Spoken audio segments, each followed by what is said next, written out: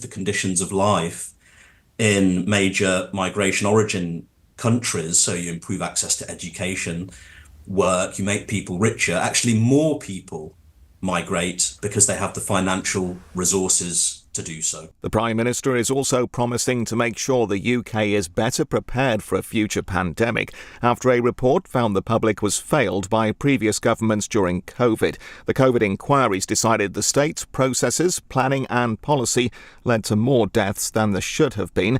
Deborah Doyle's mum was in a care home when she got COVID and died in 2020. She's given LBC her reaction to the initial report. To see it in black and white, especially at the time when you had people saying they did their best. You know, they did do their best, Deborah, and I think, well, they didn't. They didn't do their best, and we knew that. So to actually have it there evidenced, I think it's a relief. Reviews found a man who served 17 years for a crime he didn't commit could have been released a decade earlier. Andrew Malkinson finally had his conviction for rape overturned a year ago. The Justice Secretary has called for the head of the Criminal Cases Review Commission to be sacked. It's being reported Barack Obama thinks Joe Biden should seriously consider whether he's fit to run for the White House. After concerns about his health and his age, the president's currently being treated for COVID. A man's been shot after attacking a police officer with a knife in Paris. He suffered life-threatening injuries and had been turned away from a high-end boutique. And in sport, England's cricketers have been bowled out for 416 in the first innings of their second test against the West Indies at Trent Bridge. The Tories will begin their reply when the match resumes in the morning. In the city, the FTSE 100 closed up 17 points at 82.04. The pound will buy $1.29 and €1.18. LBC weather, a largely dry end to the day with some warm evening sunshine, then a muggy night with a low of 19 degrees. From Global's newsroom, for LBC, I'm Tim Daly.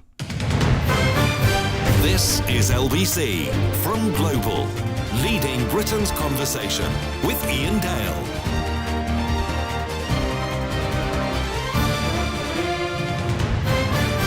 Hello, very good evening. 3 minutes past 8 on LBC. It's Iain Dale here with you until 10. Now, we are streaming this hour live on video on Global Player. So if you want to watch us, you can do so. Be delighted if you did. And that is because on a Thursday at this hour, you know we like to have one person in the studio. We quiz them and then, or I quiz them, then you quiz them. Sometimes they're major league celebrities like Giles Brandreth, Alistair Campbell. Do you class them as Major League? I think I do. Or sometimes they're people who've just got an expertise in a particular area, or they've written an interesting book. And this applies to Nusrit Mehtab, who's joining me in the studio for this hour, former superintendent in the Metropolitan Police, who was at one point the most senior Asian woman in the service. She's got a new book out. It is called, hold it up to the camera, Off the Beat, My Life as a Brown Muslim Woman in the Met. And it makes for some reading. Welcome, Nusrit. Thank you, Iain. Now, what did you want to achieve by writing this book? I wanted to use my lived experience, my journey, and be able to start a conversation that initiates real, meaningful change. After that horrendous murder of Sarah Everard, I think the whole face of policing changed. And I heard a lot about the culture of policing, you know, how does it work? And so I wanted to be able to do something with my journey and be able to lift that stone and let people have a real insight of how that culture works. Let's talk a little bit about your background before we get on to your experience in the Met. You came to this country as a baby with your parents. So you've grown up here, got to know about sort of all the idiosyncrasies of the British people and the British nation. What made you want to join the police in the first place? Yep, I'm a daughter of immigrants, and I know you've just had a great debate about immigration.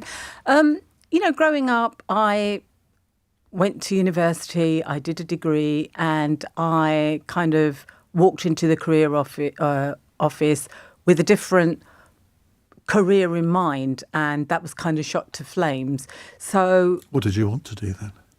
I wanted to be an air hostess. Did you? And that was my dream, yeah. I just something about it, you know, growing up. So why was that shot down in flames? Well, when I walked into the careers, and it kind of, the book goes through it, when I walked into the careers office and said, oh, I really want to be an air hostess, she kind of, and it was a she told me about my body type and she said, no, I'm 5'4", you're too short. I didn't even realise there was a height restriction, and too big were exactly her words. And so that was shattering my confidence and my dream. And she told me to go and do something worthwhile. And there was a recruitment. Tell you what, she was a terrible careers advisor. Well, and the rest is kind of, the rest is history. Unless you've sort of halved your size over the last 30 years. Honestly, what a thing to say. So, it gave me a challenge because I thought, okay, I can get fit. Let me do this. And once I set my heart on doing something and achieving it, there's kind of, I have this real unshakable resolve. So I started a fitness regime. And from there, the rest is fate, really. And here I am, so many decades later, of having achieved, of joining the police. And I know they've got a recruitment drive at the moment. Didn't they have a height restriction? I mean, you say you're 5'4". I mean, at that point, did they not have a... I just made it for women. Did you? It was, yeah. Right. So I think they had, there was a height restriction, but I think it was kind of for men you had to be a certain height, and for women, I'm 5'4", and I just made it, Ian. So when you got into the Met, bright-eyed and bushy-tailed, ambitious, sort of looking forward to it. Now, anyone that reads the book will know it didn't end particularly well. You ended up taking them to an employment tribunal. So take us through your journey as to sort of what happened. Well, it didn't start well either. Yeah. When I got into the Met, the first thing that happened when I walked in, because at that time you went to Hendon for 18 weeks as is the recruit school. And so when I got there, I was just overwhelmed. It was quite overwhelming because, as you stand at the doors, at the gates of Hendon as a new recruit, it's quite daunting because people march. So you had groups of 20 plus officers or recruits in a class, and they weren't allowed to walk on the estate. They had to march. So that was a bit of a shock. Oh, okay. But going in, what I faced was a resistance to difference, and I'll explain that. And not just because you were a woman? No, it wasn't because I was a woman. It was probably because I was a Muslim woman. And so what basically happened is I don't wear skirts. And it never occurred to me that police women weren't allowed to wear trousers. So when I got there, it was kind of, okay, here is a skirt. And I was like, oh, no, can I have a pair of trousers, please? And it was like, no, you can't. And so that kind of took me out. And why I said there was a resistance to difference, that kind of othered me straight away. I became different. So when all the other recruits, after a week or so, or 2 weeks, kind of get their uniform, they become a part of something. But I didn't get my uniform because it caused a bit of a, okay, what are we going to do with this person who's saying she can't wear a skirt? Now, don't forget, Ian, I didn't join in the 40s. I didn't join in the 30s.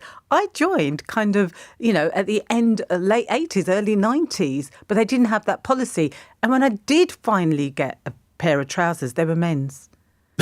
And so it was ill-fitting.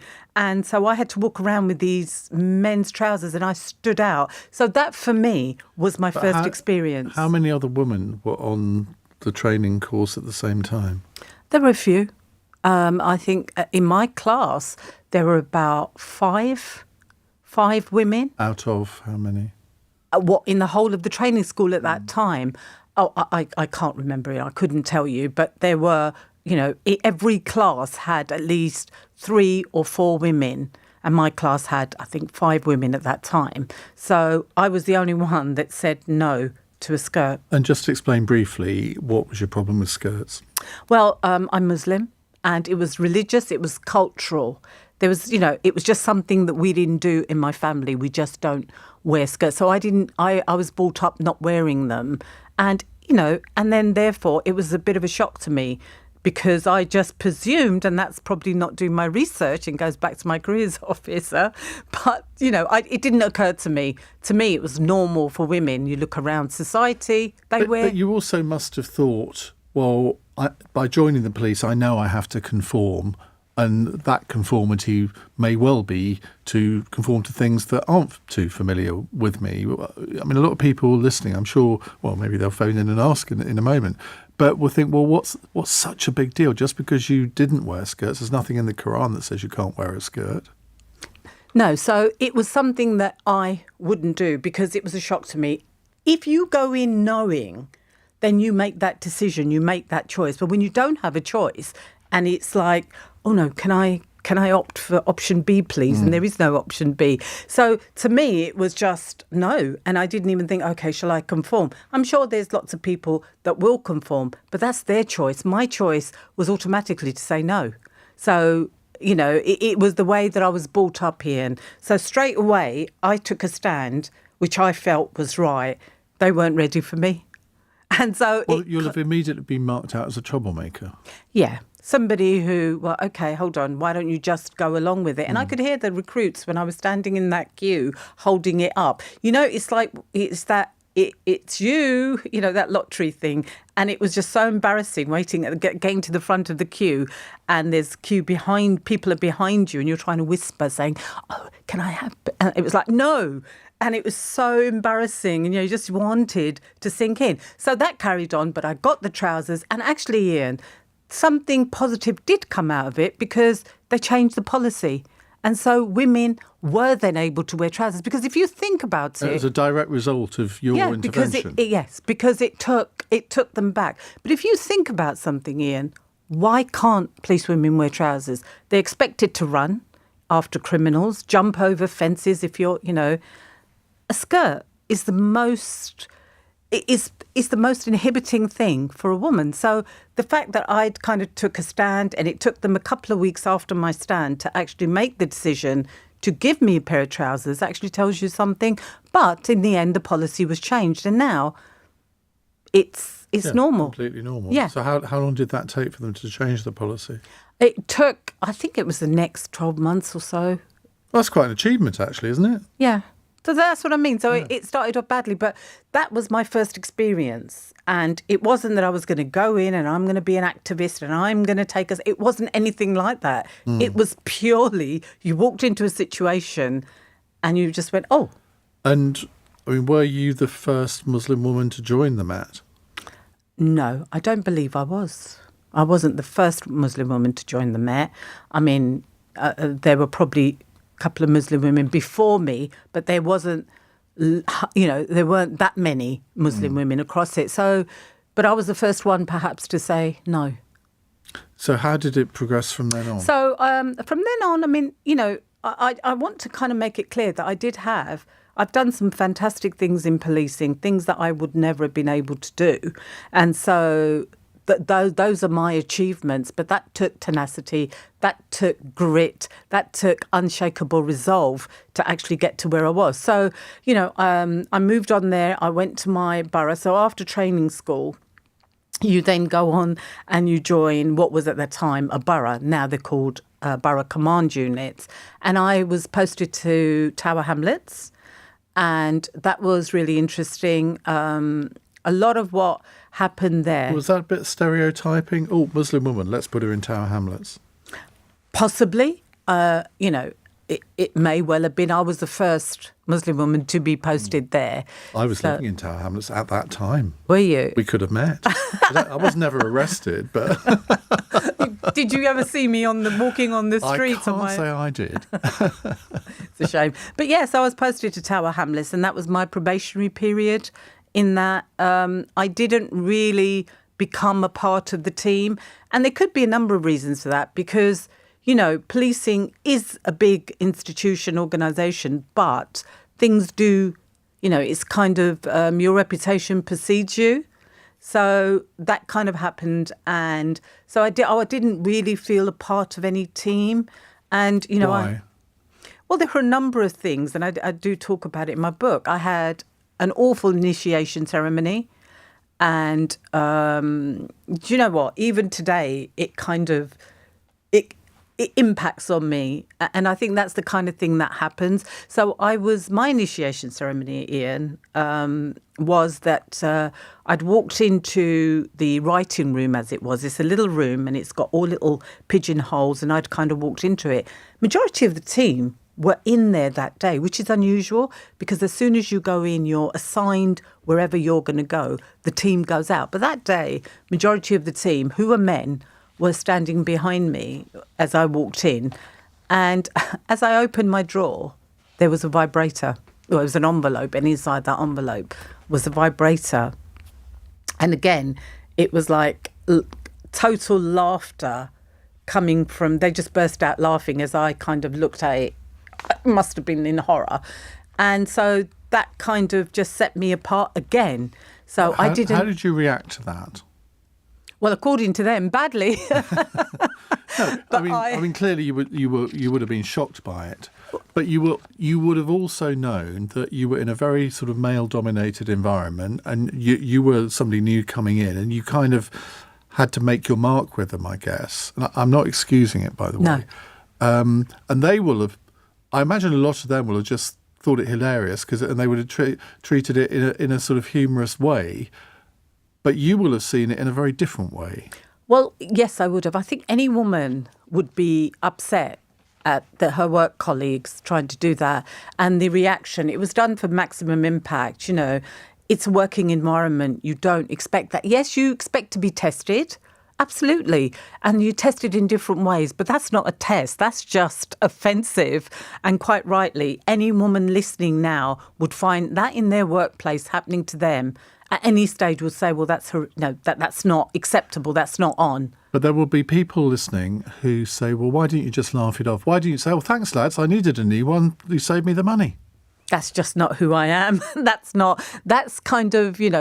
what I expect. I expect to go to work. I expect to be treated with respect and dignity. And that's the motto of the Met. Dignity and respect. Is that respecting your colleague, or is that, what's the motivation? What would be the motivation of grown men to stand there and all tucked into this little room, waiting and then bursting out with laughter at the expense of somebody else? Look, I can take a joke. I can have a laugh. That to me is not a joke. It's not a laugh. It's quite rightly offensive to see a reaction of somebody. And my reaction was, I just threw the thing on the floor and kind of ran into the toilets. Well, it was the ladies' changing room, and just sat there, just upset, quite upset. Did you tell any superiors? They were part of it. The sergeants were there as well. So you have sergeants and an inspector. They were there as well. Well, the sergeants were a part of it. And that's the kind of culture which I describe in my book that doesn't just stop there. Ian, your listeners will be saying, yeah, but that was so many years ago. And, it doesn't happen now. Actually, it happens now. My journey mirrors that of many women and many people of colour right now, many people. The Casey review that came out last year, Baroness Casey, she did a review. She spoke to people, she spent 12 months with the Met, and she explains, or she's spoken to people that talk about initiation ceremonies. And one of the things that, females have said to her is, a couple of the females that she spoke to have said that they had eating challenges where they were made to eat food until they were sick. Funny? Banter? A bit of a laugh? What's wrong with that? Why?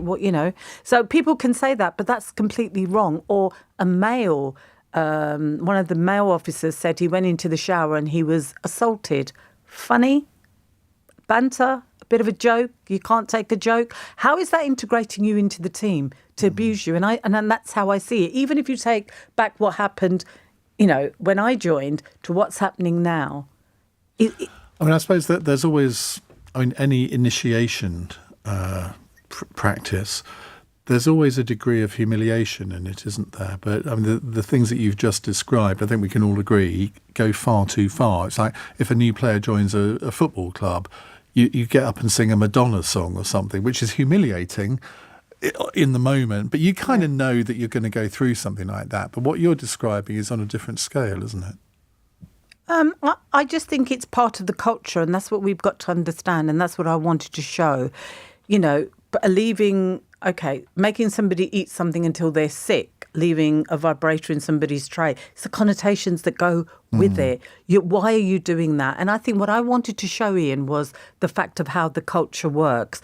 Is that acceptable behaviour in the workplace, regardless of whether it's in the early 90s or it's now? Do you think that could even happen now in the Met? I mean, given all of the reverberations from what happened over Sarah Everard, I can't imagine any male police officer or any of them getting together and thinking that was a reasonable thing to do in 2024. Ian, when you read Baroness, it's not me saying it. I speak to female recruits because I do a lot of mentoring of recruits. And also, when you read Baroness Casey's review, where she's actually spoken to female officers and what some of the cases that have got to, have got to the misconduct or even have gone further into the courts, female officers will be assaulted by their male colleagues. I've been so fascinated with what you've been saying that I've actually forgot the time, and I'm 6 minutes past when I should have gone to a break. So take that as a compliment. It's 21 minutes past 8. This is LBC.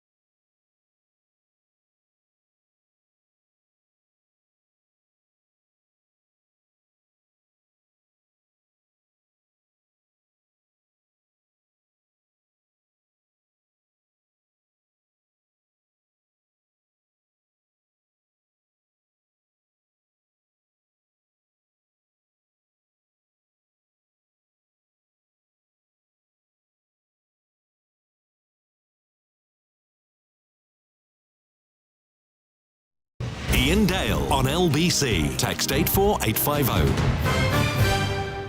It's 23 minutes past 8 on LBC. Just been enjoying a good gossip with Nusrit in the break there.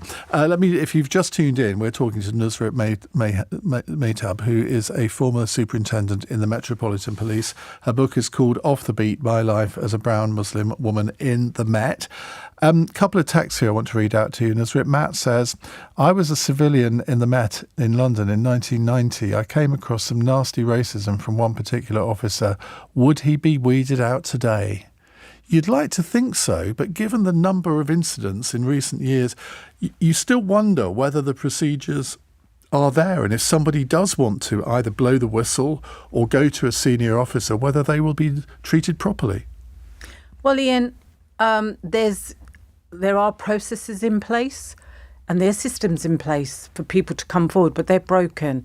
And I don't know if you've just been on X, anybody that's been on X lately or has read any of the papers. So there was just a few days ago, there was an operation, a traffic operation being carried out in the borough of Haringey.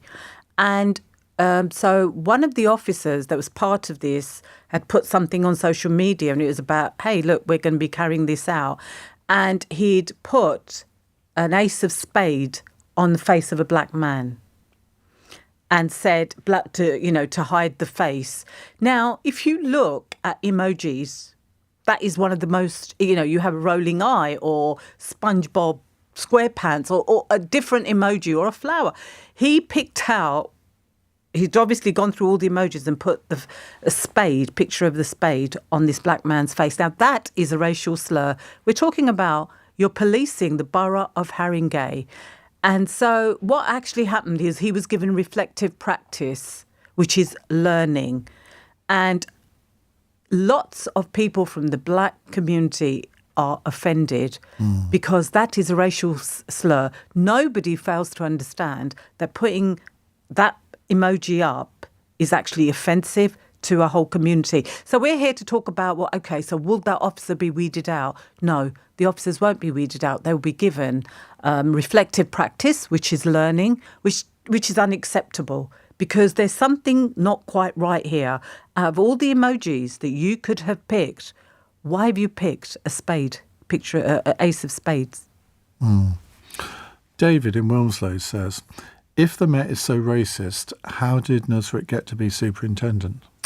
That's a good question, Dave. And that was with complete, utter resolve that wouldn't be broken. So when I joined, I fought my way through. And in my book, I explain how hard it is for me to have got promoted. And I fought at every promotion process. There was sabotage from my colleagues to stop me. And basically, they said they support me, my line managers. And when it came to actually speaking to the verifiers for the work that I did, they didn't verify it. And there's many incidents in my book. How did you get the promotions then? I had to appeal because it was wrong. And I had all the emails. And this is it, Ian. I had all the emails to say, yeah, great job, Nusrit. Of course we'll support you. Good luck. And then when the verifier spoke to them, they'd given a different story. So each time, every promotion... Why would they do that? It's a very good question, Ian. Why would anybody do that? Well, you must have a theory. Yes, I do. And that's because how dare a Muslim woman want to be the same rank? So in the Met, it's okay if you're a sergeant or an inspector or a chief inspector. People will help you. But if you're knocking at the doors of trying to get higher, that's, their own, if you like, something inside them triggers it, their own biases, their own racism, and they can't contain it. So I would say it was racism, it was misogyny. And, I would say that every black and brown officer in the Met is or in policing as a whole. I served in the Met, but this is policing wide, nationally wide, is at least 3 to 4 ranks behind what they should be because of the hurdles and barriers that are deliberately put ahead of you to get to where you're getting to. And again, it comes back to all the reviews, all the data that's out there. So if you don't believe me, go and have a look at that data. Just read the Baroness Casey's review and she will tell you that promotion is not representative, it's not fair, and it's done deliberately to sabotage and hinder. And she has all the data to prove it. Simon is not very impressed with me. He says, I'm surprised your guest didn't end the interview and punch you at your suggestion that she laughs off the dildo incident. You're an old dinosaur. Well, in my defence, Simon, I think I said, I asked that question and I think I said, some of our listeners might say that. I didn't say I thought that Nusrit should laugh it off, but she says it in the book and in the publicity for the book. You said that people just dismiss it as banter, and it isn't. So that was what I was trying to tease out. I hope I didn't offend you with asking that. Ian, I would have told you. You'd have punched me, wouldn't you? No, I've got a glass of water, so yeah, right. I can't reach that far. Stuart in Swindon says, it's lucky that she didn't go for the air hostess job, as rightly or wrongly, the mandatory requirements for skirts, makeup, shades of lipstick, colours of nail varnish would have been even stricter at the time in the airlines. BA finally relented on trousers for females around 2015 or thereabouts. Maybe I can join now then. Well, you never know. Now, look, some people say, look, you were in the Met for 30 years. Now, admittedly, I haven't asked you about the positive things yet, because you must have had a positive experience generally. Otherwise, you wouldn't have stayed for 30 years. I've kind of said that I've had some of the things that I've done in the Met, which are in the book. I've worked in serious and organised crime. I've worked in counter-terrorism. I was an undercover operative, a decoy work. I've done some of the most exciting things that anybody could do. And you know what, Ian? That's what kept me going. That's why I stayed. Because it is a tremendously well, it's a job full of variety, isn't it? And if you decide, well, I want to go to that particular area of policing, there's the opportunity to do it. And you clearly took that opportunity. I did. It's an organisation with an organisation. So policing isn't like any other job where, I didn't spend decades just sitting in one office in one role. I would move around, and that's how I got through. But the biggest thing, Ian, for me was that I didn't see myself as a problem. Why would I let racists and misogynists beat me? And I would become unemployed. And then they would say, oh, she didn't, she didn't last. She couldn't handle it. So she left. But I decided to take a stand, and I fought. And I loved my job, Ian. I genuinely loved some of the things that I did, some of the things that I talk about.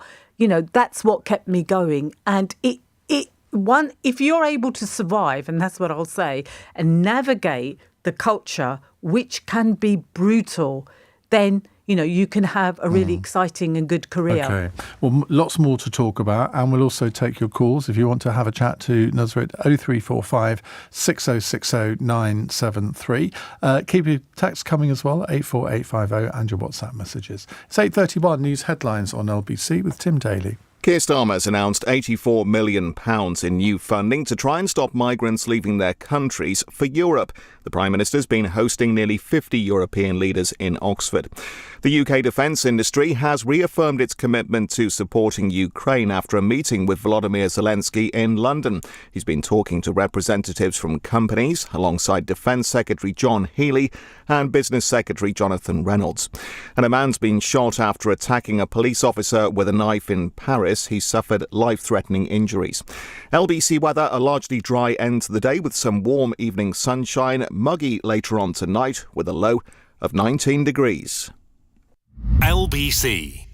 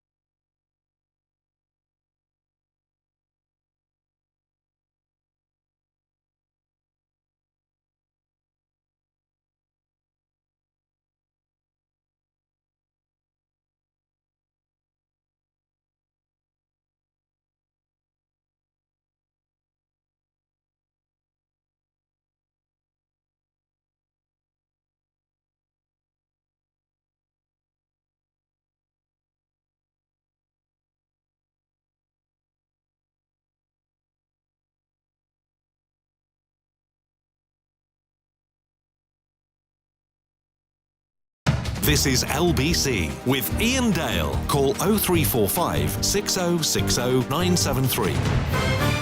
8:34 on LBC. Nusrit Mehtab is with us. She is the author of the book Off the Beat. She spent 30 years in the Met. Some horrifying stories in the book, some hilarious stories in the book. And as we said before, you were in the Met for 30 years. Let's talk about some of the positive things, because sometimes in discussions like this, you always get bogged down on the negative things, and it's right that we do talk about the negative things. But which part of your career did you enjoy the most? Working in clubs and vice. And wasn't what I was expecting you to say. That's the one. I mean, that's the part of my career that I actually remember, and I think, wow, because it was so different to what I was doing. I was frontline policing, which I enjoyed, and I got some great skills from that. And then I moved on to specialisms, and one of the things I did was clubs and vice, and I worked in Charing Cross Police Station. So I worked in juvenile protection. And that was one of the, it was just a different type of policing. It gave me different skills. I worked in a different area. And the buzz of, coming into the West End and Soho, it was just fantastic. And I became a decoy officer as a result of working in clubs and vice. And it led me on to become an undercover operative.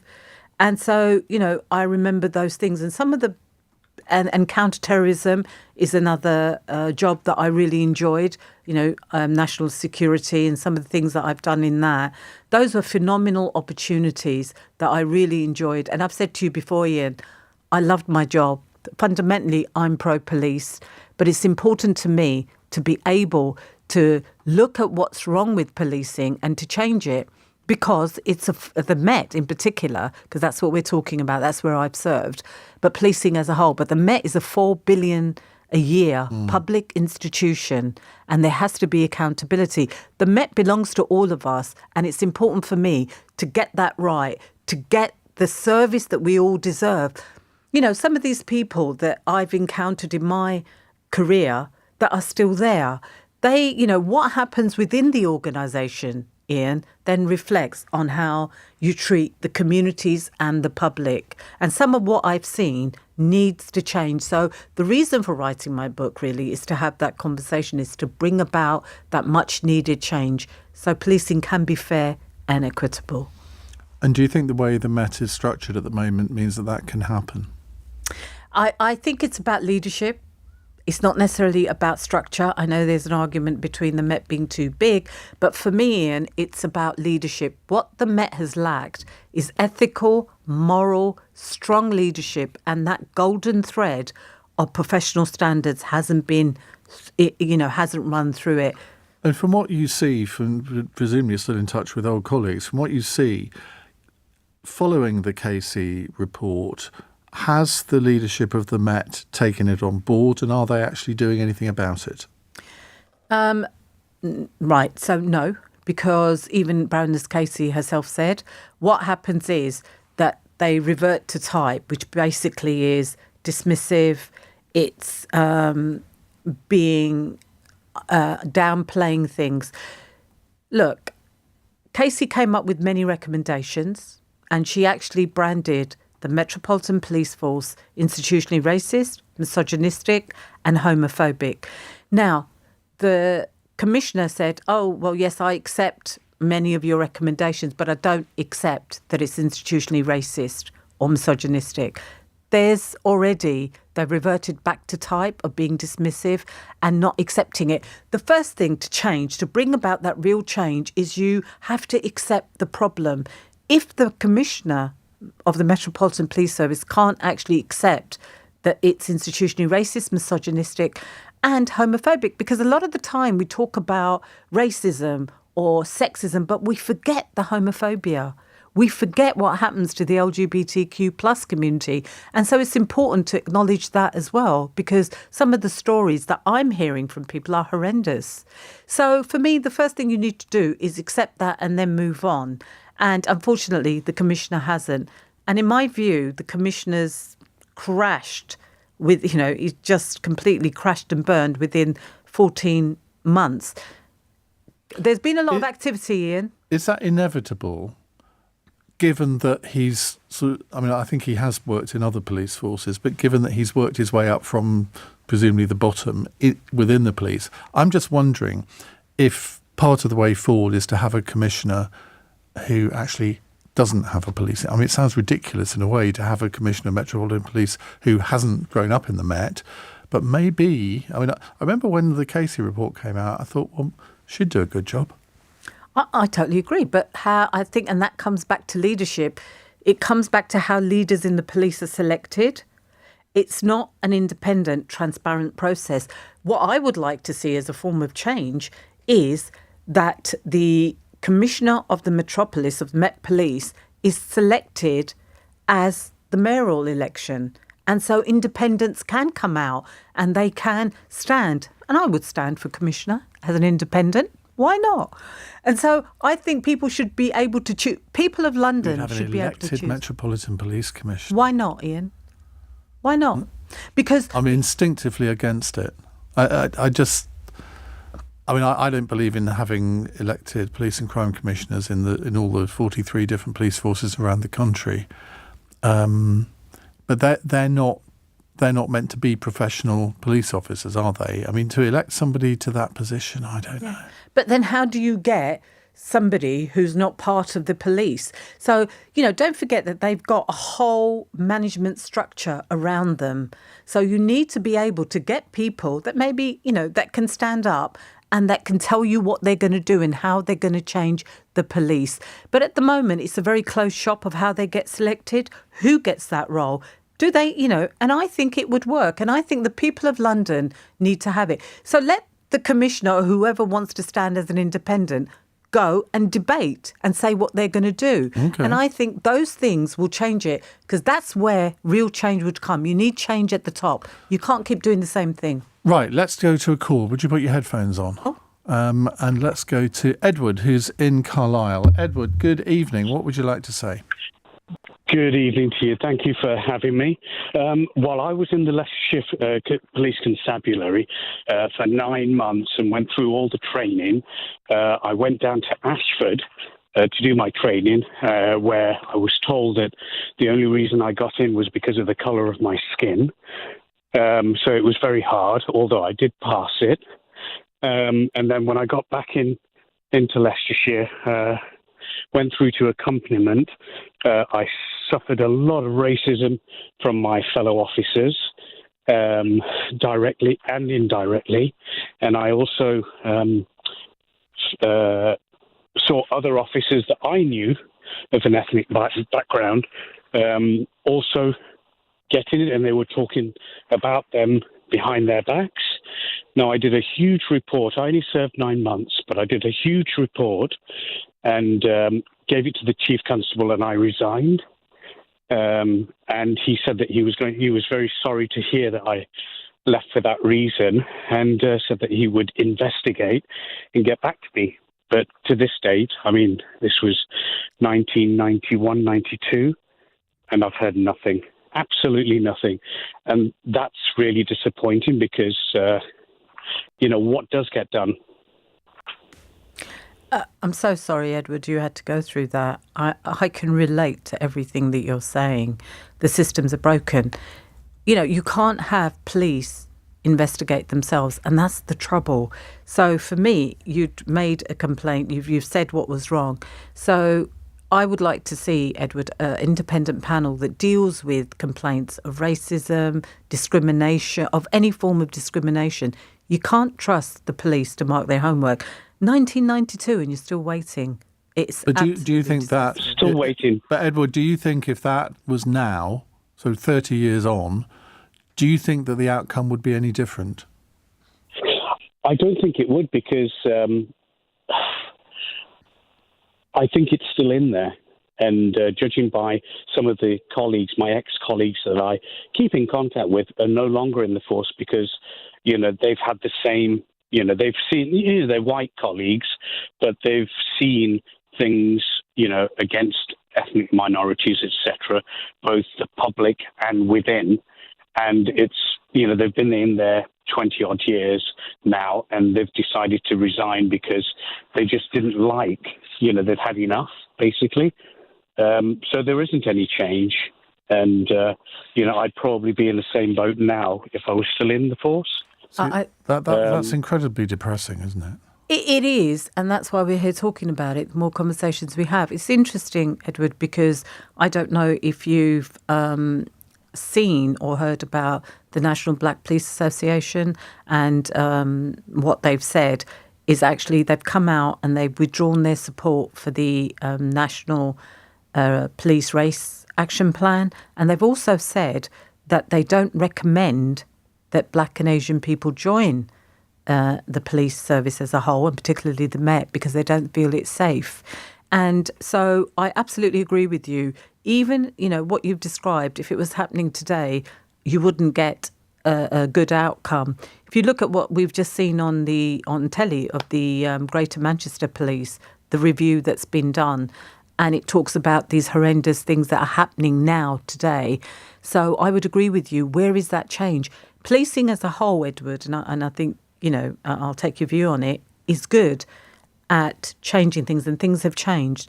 But it's about changing, systems or amalgamating something, changing how they do things.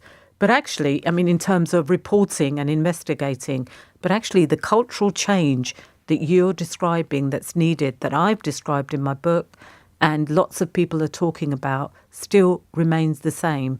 The dial on disproportionalities, the iconic principle disproportionalities, and by that I mean how people are treated.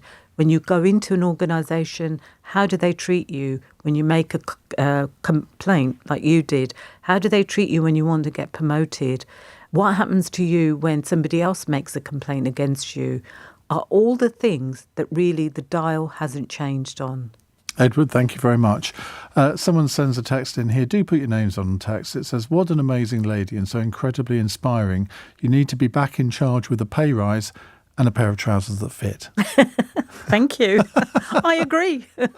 Thank you so much. Although Cressida Dick, she wore both, didn't she? She wore skirts and trousers. Yeah. But maybe she's not the role model we should be looking at. She had a choice. I didn't. No, that's true. Right. We'll come to more of your calls in just a moment with Nusrit. She is the author of Off the Beat, My Life as a Brown Muslim Woman in the Met. It's 8:46. This is LBC.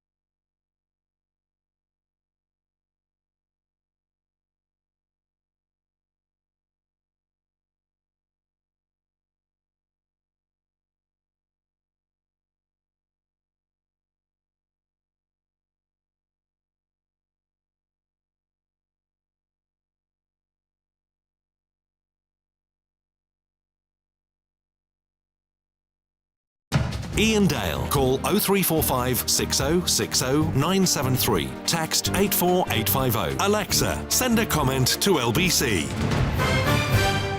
8:48 on LBC. Teresa says, amazing interview, but sadly not surprising. My father was a police officer in the Met from the mid-60s till the mid-90s.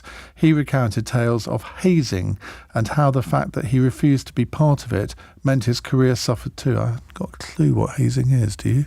No. Anyway, he grew up in Africa and saw huge atrocities. He was very black and white. Wrong was wrong in whatever context. Please mention the name of the book before the end of the show. I missed the beginning, but had to pull over to listen. Well, that's when you know you're doing something right, when people actually pull over or they get home and they don't want to get out of their car in case they're going to miss something on the way in. The book, to remind you, Teresa, is called Off the Beat, My Life as a Brown Muslim Woman in the Met by Nusrit Mehtab. That's Mehtab. It's published by Torva in hardback at a remarkable, that's £20. I was going to say remarkably cheap, but actually it's not. It's not a thick book, but it's a really enjoyable. I'm about a quarter of the way through it, so I haven't got, but I am going to finish it. I can assure you. He says, hopefully. Right, Mark is in Braintree. Hello, Mark. Oh, good evening. And firstly, I'd like to say thank you very much for your service to the police and to the country before I start. Thank you, Mark. Oh, that sounds foreboding. Oh, thank you, Mark. Yes. I appreciate that. Thank you. I do have a couple of points to raise, if you don't mind, just looking at it from the other point of view, really. My first sort of question to you is, as your family, you say, are immigrants and they've come to the UK, and you were the child of an immigrant and you become a police superintendent. I just find it strange, instead of celebrating this achievement and showing that anything is possible in this great country, you're moaning about it. What opportunities would you have had available to you should you have stayed in your home country? Would you have been able to become a police officer? And what sort of opportunities were available to women there as opposed to the UK? That's the first question. There's some really good questions there. Policing is taking women on. So had my parents stayed in Pakistan, I'm sure, I don't know, I don't know what my career path would have looked like, but I know that I would have gone and had an education and actually maybe been an air hostess. Who knows? But, it's not about moaning. And if you feel like that, this is about actually taking that lid and looking under that stone and seeing what can we do to change it. Look, policing is far too important to me, Mark, and it should be for everybody, because we need police service, but we need a fair and equitable police service. How else are they going to recruit? How else are they going to be changing for the better? So I'm not complaining. As I've said, I loved my job, and I've done some fantastic things in the job. I've worked in counterterrorism, where some of the roles that I've taken, I've actually compromised my own safety, but I did it because it's a job and it's something that I'm really proud of. Please don't ever feel that I'm not proud of being a police officer, but some of the things that need changing, we have to speak about it. How else are we going to change it? How else is it going to be? Well, that's coming on to my next point, really. You say the police need changing. And who decides that? Because surely we should look around the world and measure how good we are in regards to other countries in the world. And when you look at other countries such as Africa, where the police will whip people for being homosexuals, in the Middle East, where police will stone women to death for adultery, in China, where people are shot for protesting, South America, where people are bribed. In most other countries in the world, we stand up to being the greatest. And I just find it unbelievable that we seem to constantly criticise and moan about the most liberal, tolerant, accepting police force in the world. We don't even carry guns. And I think we need to get away from this negativity and look around the world and really look at how other countries work and celebrate how great we have the police in this country.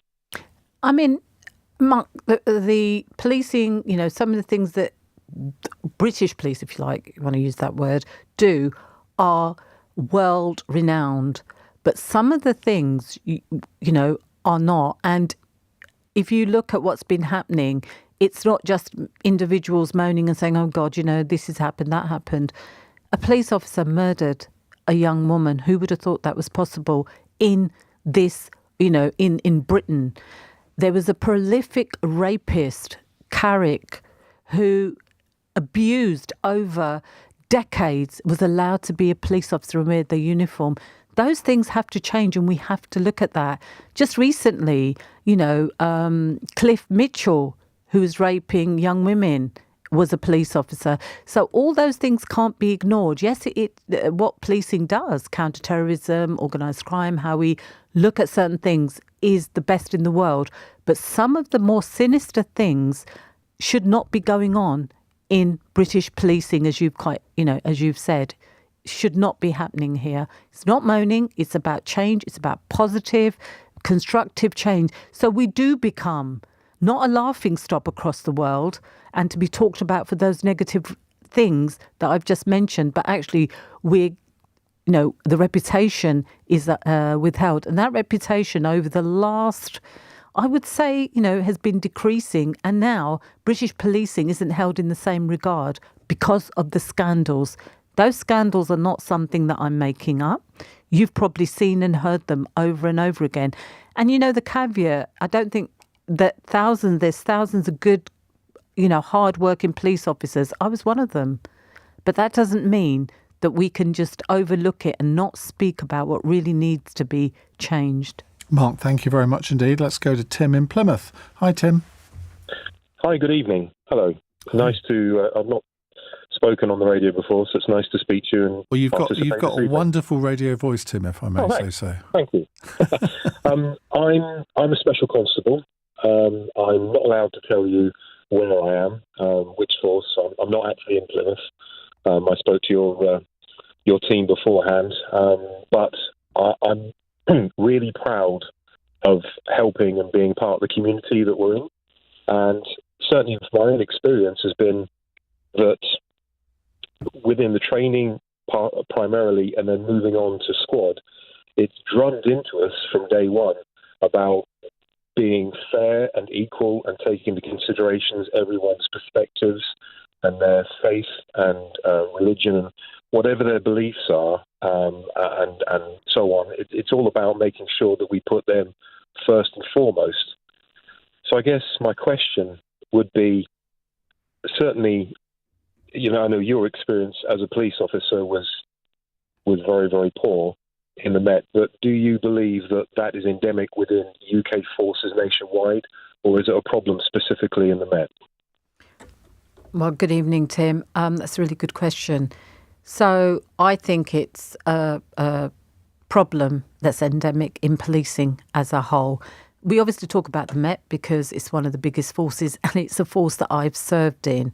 But I don't know if you've just recently seen on the news today actually, Vera Bray did a whole report on Greater Manchester Police.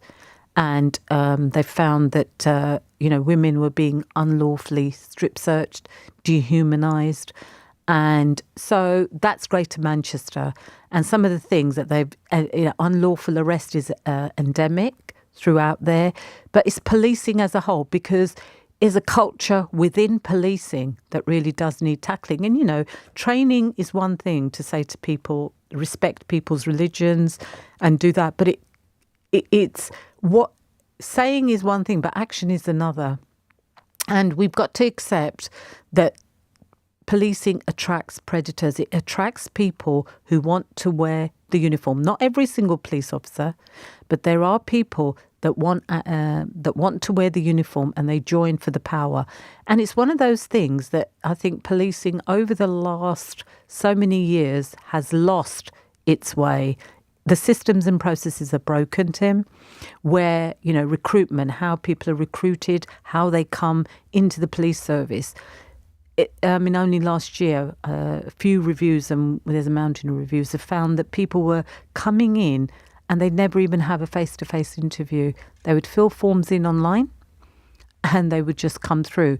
So back to your answer, and I feel that it's across the piece and it's something that we really do need to look at, the culture of policing. Tim, thank you very much indeed. I'm going to risk crashing the 9 o'clock news, which I shouldn't do, but I want to finish off with a female caller, because often on policing subjects it does tend to be a bit male-dominated. And Karen is here from Kingston. Karen, can you be as brief as you can?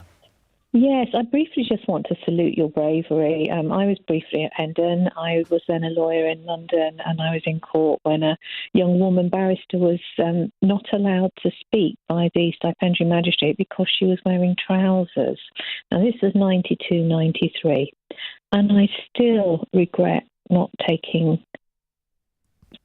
steps, saying something. And that was as a qualified lawyer in court. And you were a young probationer in Hendon. And I just salute your bravery, especially given the attitude of the earlier caller, who seems to accept that policing reflects men, and that's okay, but we're supposed to look around the rest of the world and be grateful we don't reflect those standards. I mean, you must have really struggled with attitudes like that. What a great call to end on, Nusrit. Yeah, I mean, you're absolutely right. And it's a shame that people kind of you have to look at the broader picture. And I really appreciate your comments. That's so lovely to end on that call. What can you do? It's the things that you do struggle with. And I think that's part of the reason why I wrote my book, because, there's so much work, so much change that policing needs to have. But you're always going to get people that have the attitudes that, stop moaning, stop doing this. But it's not about that. To me, I'm passionate about policing. I want to see change. And the only way that I can see it is by speaking about my experience, but also making it clear that it has been a difficult journey. And, my mental health has suffered as well along the way. But I won't stop speaking about it because I love policing. I genuinely do.